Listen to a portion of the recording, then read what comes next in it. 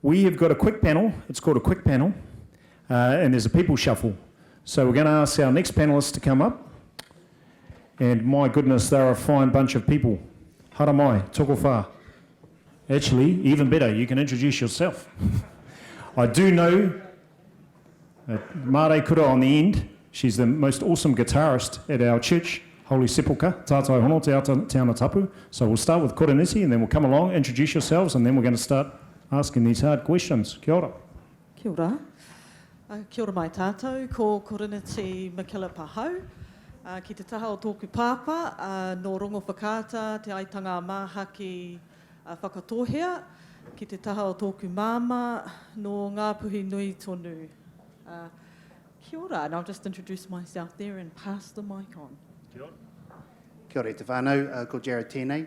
I was hoping to get a Sonny Bill Williams reference from Tama there, not for my stunning physique, because I was asked to join the panel about 20 minutes ago.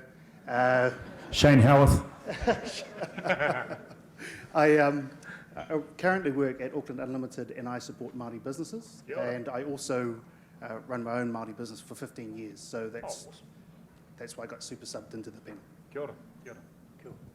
O kia ora tātou, tēnei te mihi atu kia tātou katoa, ko Courtney Hertz-Uan aho. I'm the Managing Director of Social Labour Supply. We supply labourers to the construction industry, and we're looking for sustainable employment pathways for them to make positive change for the future. Kia ora. Kia ora koutou, ko James Rua toko ingoa, ko Ngāti Whātua te iwi. I am a co-founder of The Hood & Co, and we're a creative agency, and I'm the creative director. And we make videos such as the one you saw for Amotai and Trau before. So, yeah, kia ora. Kia ora, mate. Tēnā pai, mate. You and I are the youngest panellists here. The kaupapa for this panel was actually Kaihotu Insights from Māori and Pacific business owners. And Jared, you've been a business owner yourself, so you can provide a few comments. We're going to start this off and we're going to say, look, what are the one or two biggest challenges that you're finding as Māori and Pacifica businesses trying to secure contracts, trying to secure arrangements? Why don't we start with you, Koronisi? Kia ora tama. I think the biggest challenge we face is presuppositions or misconceptions of buyers. Those who would look at Māori businesses and think maybe they don't have the capability, or, oh, they've been in business for about 2 to 3 years, we're not sure if they have the skill set. But the story behind the business is usually that we have at least 20 years experience in the particular industry that we've decided to pursue. So I think the narrative of, and the idea that Māori business, especially startup businesses, are actually quite new to the concept of business, and then quite new to that particular industry. So the challenge there, I think, has been something that we at Steadfast have felt a lot of people have had that presupposition that we don't have the skill or the capability or the resource to be able to meet the requirement. Yeah. One thing we've noticed about Māori businesses is often they are under-resourced. A lot of Kiwi firms are. Māori businesses a little bit more under-resourced, both in terms of knowledge, networks, capital. So they have a lower starting point or a tougher barriers to entry when getting into an industry. So it's one of the main things that we notice, and the support systems around, there are support systems out there designed to help with that, but it's not a be-all or end-all for Māori businesses to solve all their problems.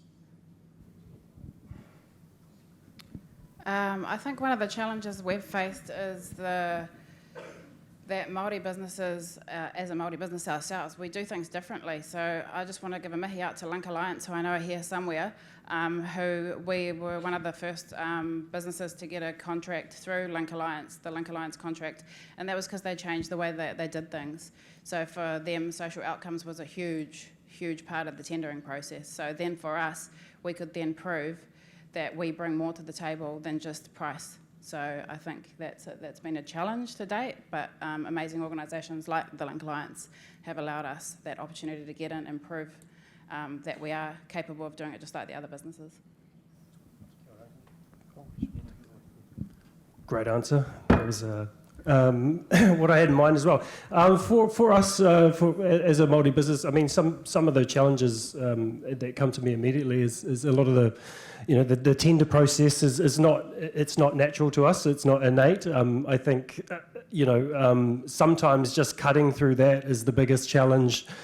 Even though we've got the capability to do the job, I just think sometimes just getting past that first hurdle is the trickiest thing. Would you describe to us, what do you think one or two really standout characteristics of a good buyer are?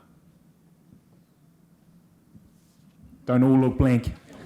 I know you've got answers in there somewhere deep in the heart of your minds.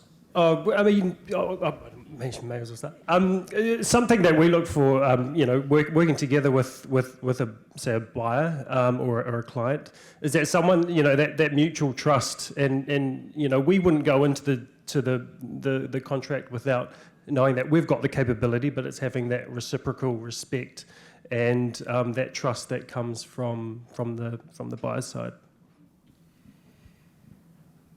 Yeah, I think it's just being pono to the kaupapa of why you're bringing us on board and what we're going to bring to the table, and knowing that we may need capability building in some spaces, but what we can do for your organisation and the whānau that we're bringing into your organisation for us, as an example, putting them into construction, far outweighs what you can do by cutting the price. So it's just being pono to that kaupapa, starting small, and giving us an opportunity. I've noticed in the last 5 to 10 years there's a much increased interest in kaupapa Māori.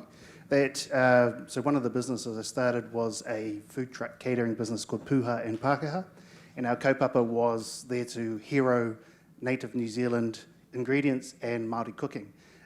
10 years ago you couldn't do that, whereas 5 years ago you could. So there's an upsurge of interest in kaupapa Māori. You can now be, like Tippett Electrical, a kaupapa Māori, those fellas are tūturu Māori, kaupapa Māori electrical firm. You don't have to be a Māori kai firm. So there's an upsurge in interest in kaupapa Māori. So a good buyer would be someone that you connect with who is interested in the fact that you're into your Māoriness and is interested in the fact that you are into your Māoriness and wanting to promote that. And that those numbers are increasing. Aye, kia ora. I agree with you wholeheartedly. I do believe that a good buyer is somebody that genuinely wants a relationship with a business that is diverse, or with a business that is going to bring a Māori focus. We do think differently, and so somebody who's not afraid of that. And I do think, in my own experience anyway, dealing with people who want long-term relationships, we don't like to feel like we're the token end of a deal.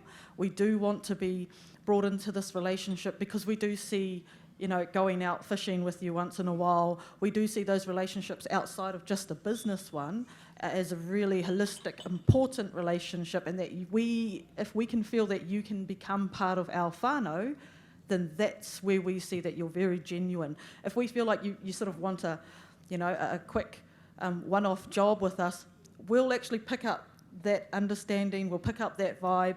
And so I think as a good buyer, if you really genuinely want a relationship with us, then we will understand that and pick up that vibe. Tiga, 8:30, 10 o'clock on a Sunday morning at Holy Sepulchre Church at Kaiba Pass. You'll see Koronisi and me. Let me know. We had mutton birds last weekend. And Puha, actually. Look, we've only got a couple of minutes left, but we've got a very important person in the room, the Minister, Māori Development, Willie Jackson. And I just wonder if each of you had a few words of sage advice to share with the Minister from a supplier perspective.